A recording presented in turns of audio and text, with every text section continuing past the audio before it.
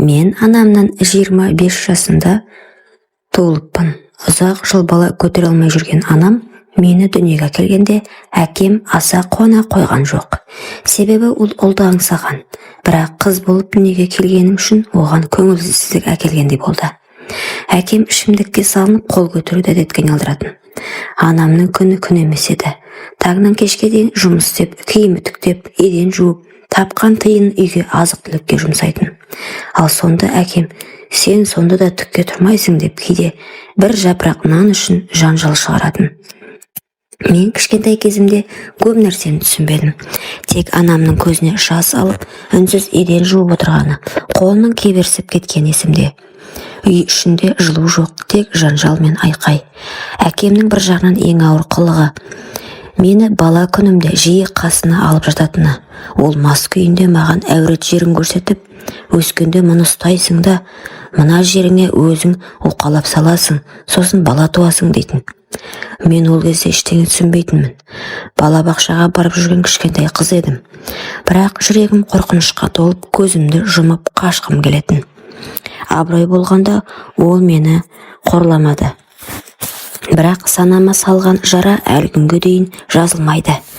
Әкемнің сол әрекеті мен үшін қорлықтың, қорқыныштың алғашқы дәмі болды. Анам шыдамады, күн сайын ұрып соғып, 5-ші қабаттан бастап төмен қарай шашынан сүйреп ұруды тоқтамады. Анам кейін ауруға ұшырады. Тоқ ішектері байланып ауруханадан бір-ақ шықты.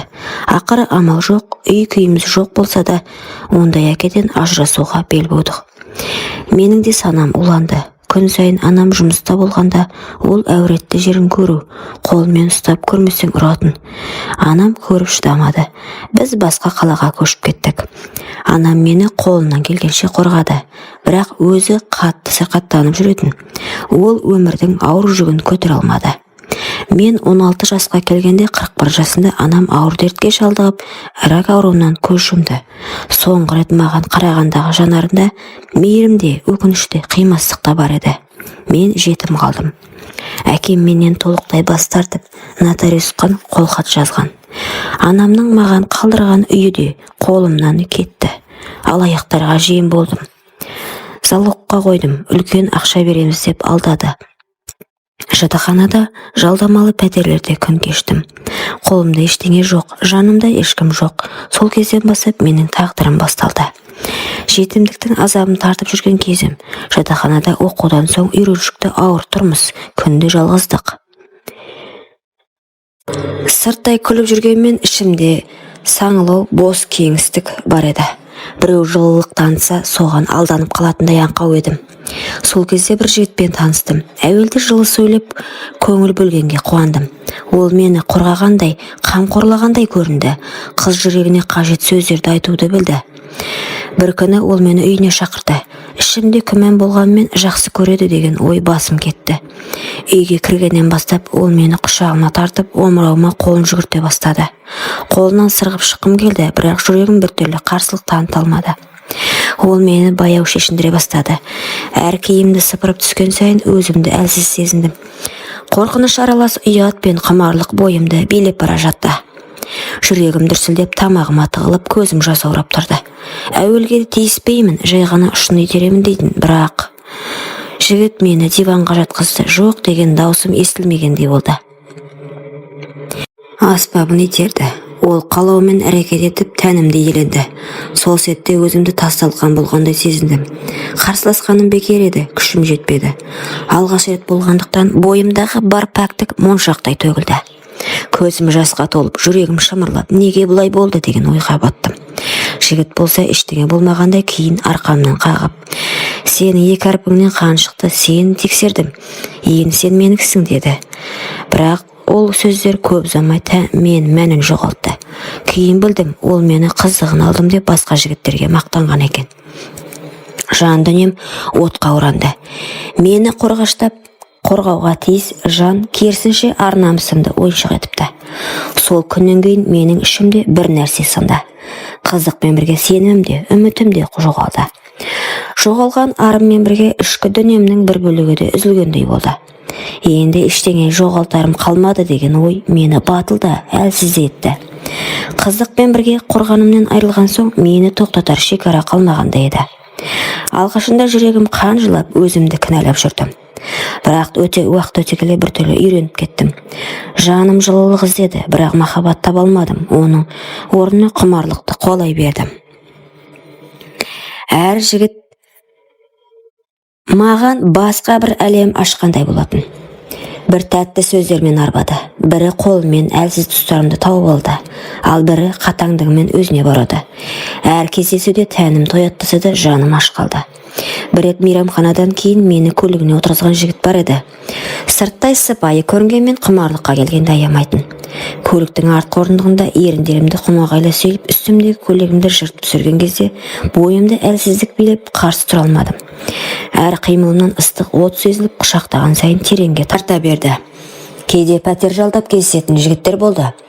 Шамды өшіріп тек денемді сипаған қолдарына берілген сәттерімді әлі ұмытпаймын. Бірі еркелетіп тәтті сөздер айтса, бірі дөрекілікпен өз қалауына көндірді. Бірақ олардың ешқайсысы мені шын сүйген жоқ.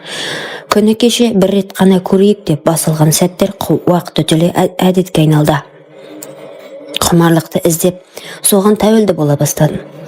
Әр түннен соң жүрегім бос қалғанымен, денем әлсіреп қайта-қайта сол жолды таңдадым. Махаббатсыз құмарлық екенін білсе де кеш түсіндім. Көп жігітпен болғанымда жүрегім ешқашан тыныштық таппады. Әрқайсысы құмарлығын қандырып, артынша бәрі осы ма деп сұрақ қалдырып кететін.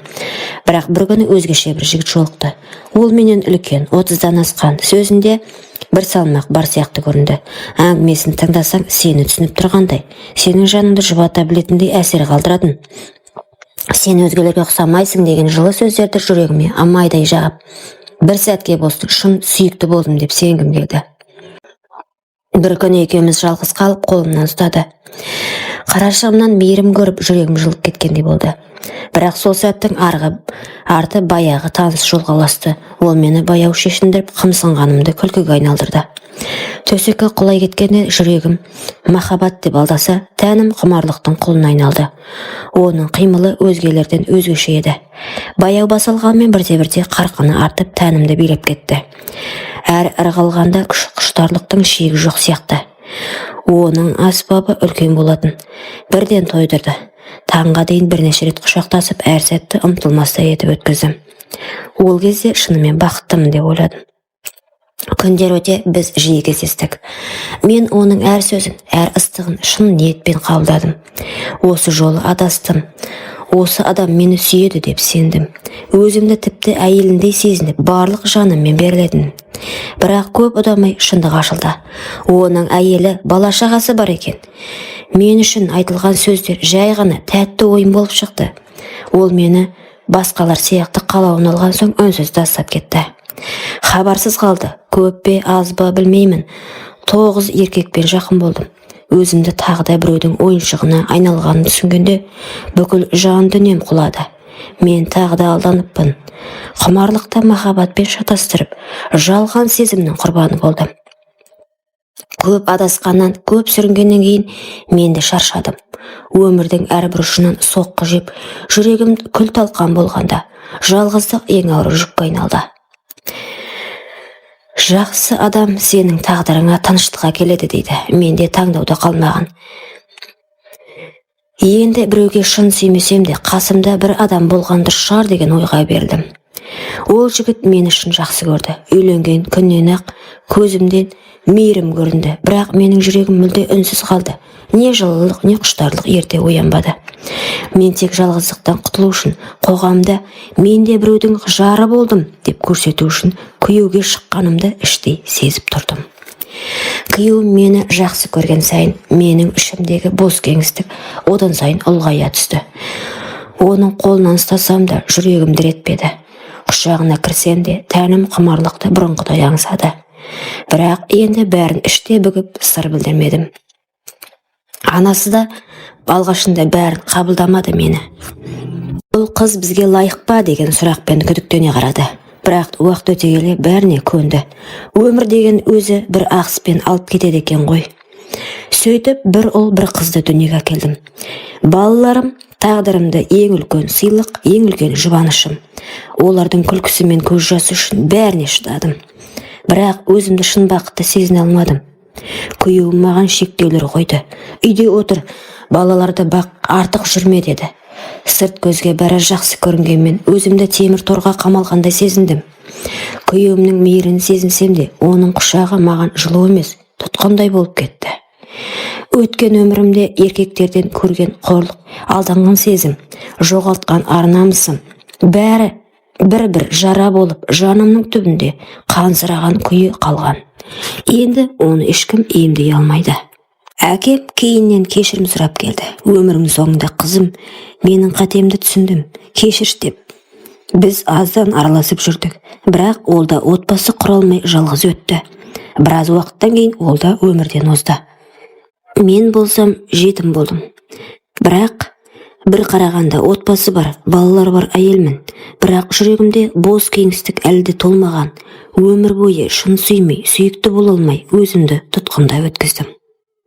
Құрметті оқырман, өмірден алынған сабақ болар оқиғаларды тыңдағыңыз келсе, менің арнама тіркеліп, лайк, коммент жазып қолдап кетіңіздер. Келесі кездескенше.